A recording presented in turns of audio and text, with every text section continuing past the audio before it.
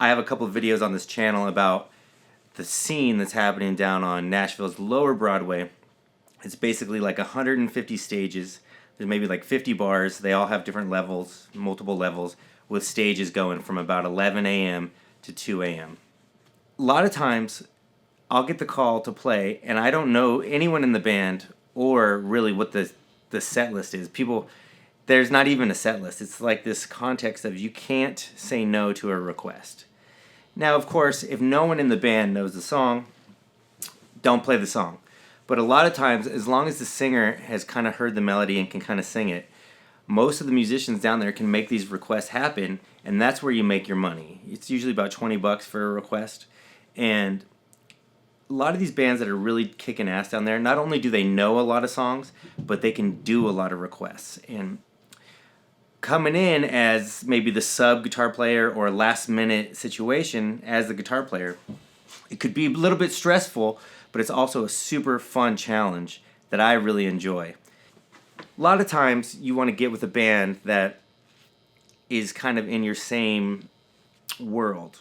For instance, there's a lot of bands downtown now that are playing Foo Fighters and Green Day and a lot of like 2000s rock. If that's not your vibe, you're really going to have to work hard to get those songs together, because you want to at least have a base of songs that really are easy to make happen for you. Let me just give you one more example. There's standards down there, and you can just go on Spotify and type in Nashville's Broadway or lower Broadway set list into Spotify, and you'll get a list of the songs that most of these bands are playing. And some of these bands, they know so many freaking songs, and other ones know like the main 100. I'll give you an example. If the singer says, let's play Before He Cheats by Carrie Underwood, that's pretty much one of the tunes that everybody should know because it gets played so often down there. Another one is Heads Carolina, Tails California. On top of that, you might get a call for a song that you don't know or that you kind of have just heard a little bit. So what I'll do is I'll first look in my Dropbox of... I've got about 3,000 Nashville Numbers charts in my Dropbox. And that's how I really make things fly, is these Nashville number charts, because you can tell how many bars and you can see the whole form. A lot of people go on to like ultimateguitar.com to find this stuff. There's no bar lines. You don't know how long each chord is. And then usually if there's a weird section or some kind of hits, it's not there. And so that kind of makes the band sound janky. While the lyrics are there, and that's good for the singer, or maybe a lot of these lead singers play guitar, but they just only use this ultimateguitar.com where it has the chord and the lyric. A lot of times on the request, it gets a little squirrely if there's anything arrangement-wise that is not on Ultimate Guitar. So I prefer the Nashville Numbers charts, and so that's the first place I look to play a song that I don't know, or I just play it straight by ear by listening to the bass player. But we'll come back to that. So if we look on this chart that I'm going to pull up right now,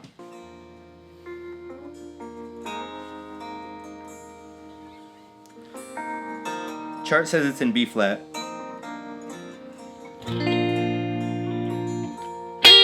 Okay. This is a good one to really practice on if you're not too savvy on the Nashville Numbers yet, because it kind of sticks in a relatively standard chord progression, and it'll be good practice for you to do it in B flat. So let's try it.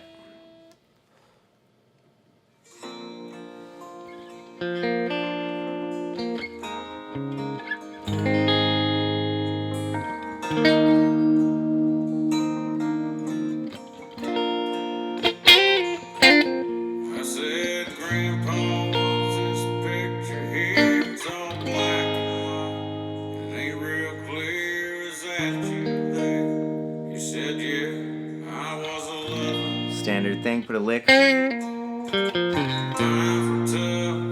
Standard lick in the space. You know, follow in your instincts.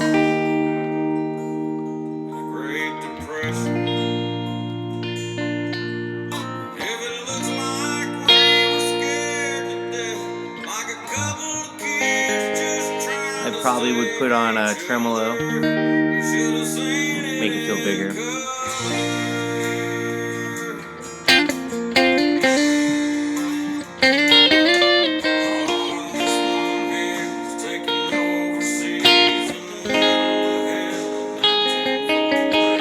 Okay.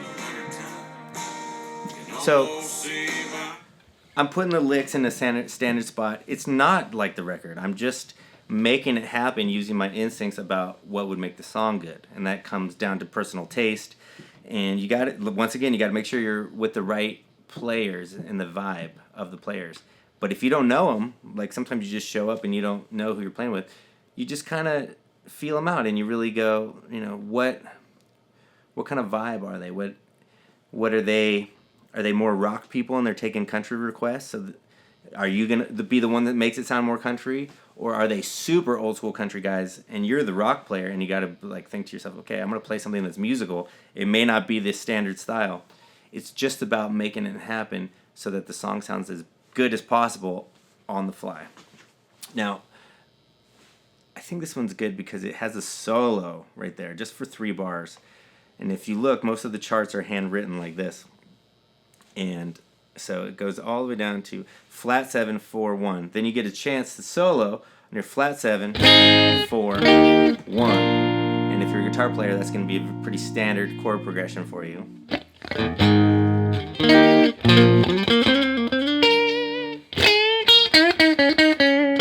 Anyway, let's look at one that we don't know the chart for. The other day I was playing with this awesome band. And they usually play like rock stuff, classic rock type stuff, but we got a request for Riley Green. I don't even remember the name of the song. I think it's like There Was a Girl. So, There Was a Girl. And there's no Nashville chart. So I had to default to what I really dislike is the ultimate guitar type stuff. The no bar lines, and it's just a lyric with a chord on top. It just really doesn't give you enough information if you really want to support the song, in my opinion. And a lot of times the chords are wrong. But I'm just going to do it because I'm going to look at this ultimate guitar because that's going to at least show me kind of what's going on the song. Turns out the song is recorded a half step down. So even though this chart says D and G and A, its recording is a half step down. Luckily, this band, everybody tunes down a half step, so all I had to do was just play it like I was in the key of D. And here's what I did.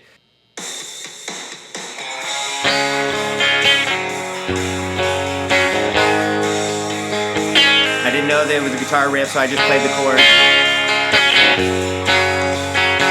I guess that there's a lick.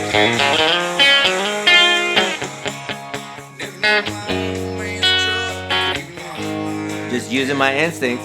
Of course, the verse is going to be a little bit understated. Lick. Lick in between the vocals.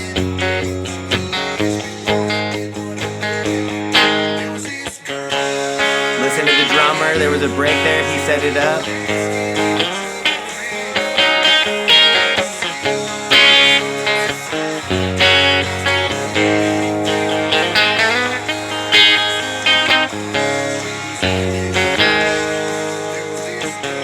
So I need to really focus on this chart instead of looking at you guys.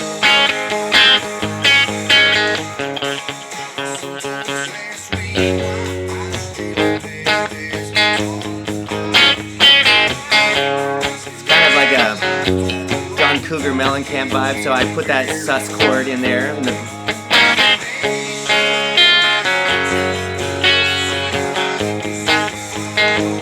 No chord. There was this girl. I'm just playing the chord straight up.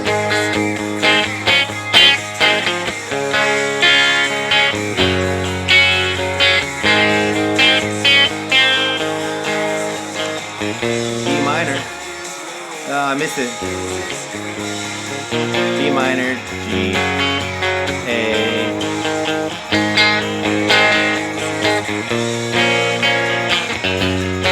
I kept playing the chords. Anyway. So, I didn't play a solo on this one because I didn't know that it happened right there at the end of that second chorus. Not to mention, I was the only one playing chords in the band, so I didn't want it to just drop out all of a sudden. And we got through the song. Was it my best performance? No, but somebody needed to play those chords, and I did my best listening to the drummer set up the breaks. You know, a lot of these songs have a fill that sets up a break or the chorus. And I just use my instincts like you have. The instincts that you have, like, oh, during the verse, let's get quiet. And then during the chorus, let's get big.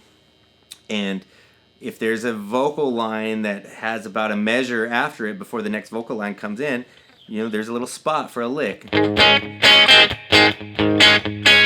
luckily the Ultimate Guitar thing said A sus, so I knew it was kind of a standard thing.